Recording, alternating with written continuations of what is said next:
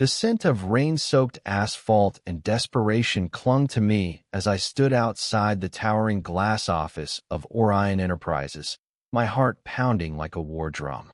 I, Elias Torres, a 24-year-old Omega, had just signed my life away to pay off a debt that wasn't even mine. My sister's medical bills had buried us, and now I was about to become the personal assistant to Caleb Warwick, the most ruthless alpha CEO in San Francisco. The elevator dinged, and I stepped into a world of polished marble and cold ambition. Caleb's office was a fortress of steel and glass, perched on the 40th floor with a view of the bay that screamed power. He stood behind his desk, 27, broad-shouldered, with emerald eyes that cut through me like a blade. His dark hair was slicked back, but a single rogue strand fell over his forehead, softening his otherwise unyielding presence. "You're late," he said, voice low and commanding, the kind that made my Omega instincts stir despite years of suppressants. "I'm sorry, Mr. Warwick," I stammered, clutching my worn messenger bag. "The bus." "Excuses bore me, Elias." He leaned forward, his gaze pinning me in place. "You're here because I own your debt. 6 figures.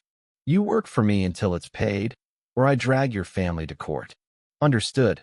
I nodded, swallowing the lump in my throat. My sister, Maya, was still in the hospital, her frail body fighting leukemia. I'd do anything to keep her safe, even if it meant working for a man whose alpha pheromones made my knees weak. I'd been on suppressants since I was 18, hiding my Omega nature to avoid the chaos it brought: unwanted attention, primal urges, vulnerability. But standing here, under Caleb's scrutiny, I felt a dangerous spark ignite deep within me. The first week was a blur of coffee runs, endless spreadsheets, and Caleb's unrelenting demands. He was a storm, brilliant, calculating, and impossible to please. Yet, there were moments when his mask slipped. Like when I caught him staring at me during a late-night meeting, his eyes softening for a split second before he barked an order. Or when he handed me a cup of coffee, his fingers brushing mine, sending a jolt through my body that no suppressant could dull. By the second week, I was drowning. The debt loomed over me, a constant reminder of my chains. Caleb's intensity didn't help. He'd lean close to review my work, his scent, a mix of cedar and something wild, overwhelming my senses. I'd grip my pen tighter, fighting the Omega instincts clawing at me. I couldn't afford to lose control. Not here. Not with him. One evening, as the city lights glittered below, Caleb called me into his office. "Elias, you're slipping," he said, tossing a report onto his desk. "This is sloppy. Do you want to be here, or are you just wasting my time?" My chest tightened. "I'm trying, Mr. Warwick. I need this job. My sister." "I don't care about your sob story," he snapped, but his eyes betrayed a flicker of something: guilt? Curiosity? "Fix it by morning, or you're out." I stayed late, the office silent except for the hum of the air conditioning. My hands shook as I reworked the report, the weight of everything. Debt, Maya's illness, my own suppressed nature, crushing me. Around midnight, Caleb appeared, his tie loosened, sleeves rolled up. "You're still here," he said, almost surprised. "I can't fail," I whispered, not looking up. "Not for her." He didn't respond, but he didn't leave either. He sat across from me, reviewing files in silence. His presence was both a comfort and a torment, stirring something I'd buried long ago. When I finally finished, he glanced at the report and nodded. "Better," he said, and for the first time, I saw a hint of approval in his eyes. As I left, the city sleeping below, I felt it, a crack in the wall I'd built around my Omega instincts. Caleb Warwick was dangerous, not just because he held my debt, but because he was waking something inside me I wasn't sure I could control. The days bled into weeks, and working for Caleb became a tightrope walk between survival and surrender. Every order he gave, every glance, felt like a test, not just of my competence, but of my ability to keep my omega nature locked away. The suppressants were losing their edge. I could feel it in the way my pulse raced when Caleb stood too close, his alpha aura wrapping around me like a storm cloud. One morning, he called me into a meeting with Orion's board. The room was a sea of tailored suits and skeptical eyes, all trained on me as I presented the quarterly projections. I'd spent all night preparing, my eyes burning from lack of sleep. Caleb sat at the head of the table, silent, his gaze unreadable. When I stumbled over a statistic, a board member, a sharp-faced woman named Diane, scoffed. "Is this the best you can do, Mr. Torres?" Before I could respond, Caleb's voice cut through the tension.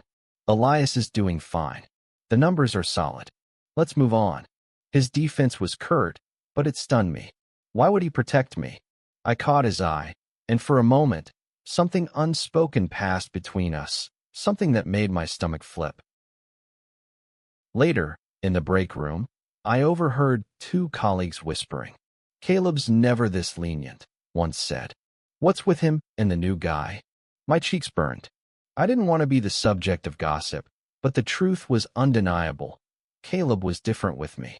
Not softer, exactly, but attentive. It scared me as much as it thrilled me. That evening, he asked me to stay late again.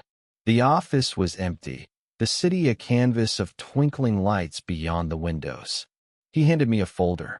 "We're pitching to a major client tomorrow. I need you to review this."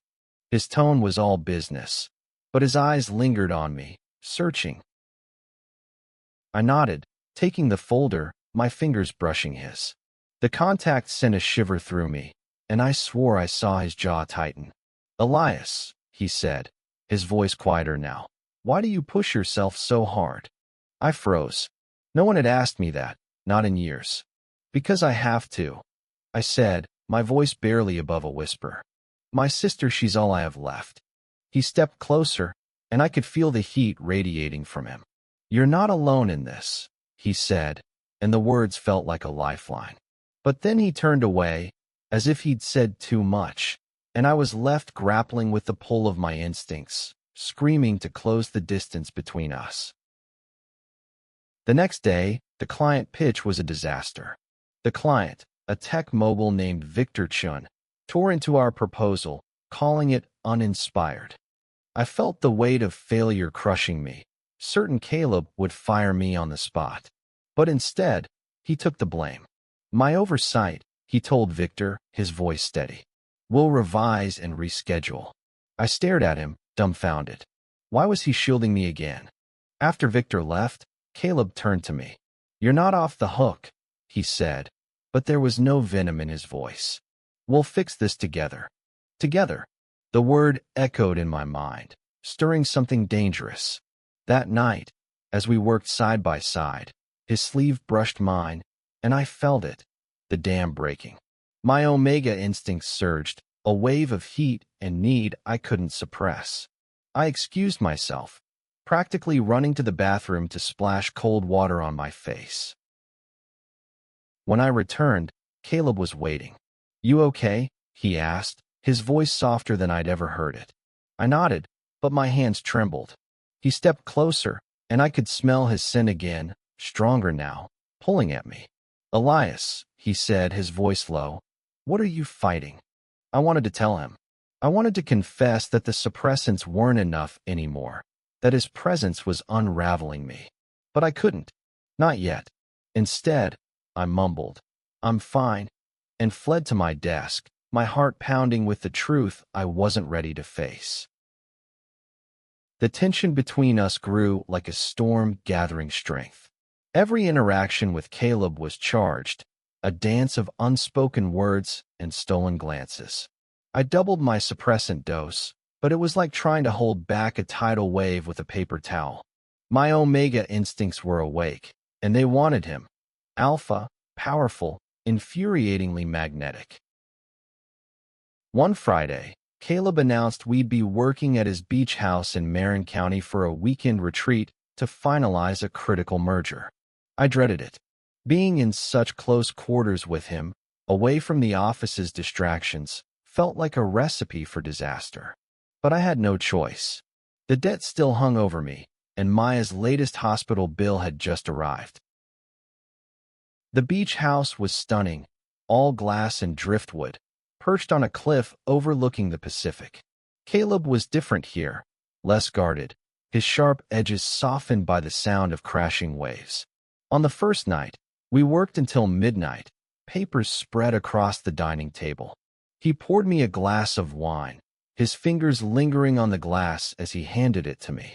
"You look exhausted," he said, his voice gentle. "Take a break." I shook my head. "I can't. Not until this is done." He sighed, leaning back in his chair. "You're stubborn, Elias." "It's admirable."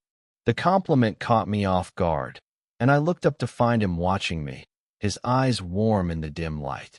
My heart raced, and I felt the heat rising in me again, unstoppable. The next day, we took a break to walk along the shore. The wind was wild, tugging at my jacket, and Caleb walked beside me, his presence steady despite the chaos around us. "Why do you hide it?" he asked suddenly, stopping to face me. "Your Omega side. I can sense it, you know." I froze, my breath catching. "I don't know what you're talking about." I lied, but my voice shook. He stepped closer, his scent overwhelming, and I felt my control slipping. "Don't lie to me," he said, his voice low and urgent. "I've known since the first day. You're fighting yourself, and it's killing you." Tears stung my eyes. "I have to," I whispered. "If I let go, I'll lose everything. My focus, my job, my sister." He reached out, his hand hovering near my cheek before dropping. "You don't have to lose anything," he said. "Not with me." The words broke something in me. I turned away, staring at the ocean, fighting the urge to lean into him. That night, as we sat by the fire, he told me about his own struggles, growing up as an alpha in a cutthroat world, always expected to dominate, never to feel. "I see you, Elias," he said. "Not just the debt, not just the Omega. You." I couldn't breathe.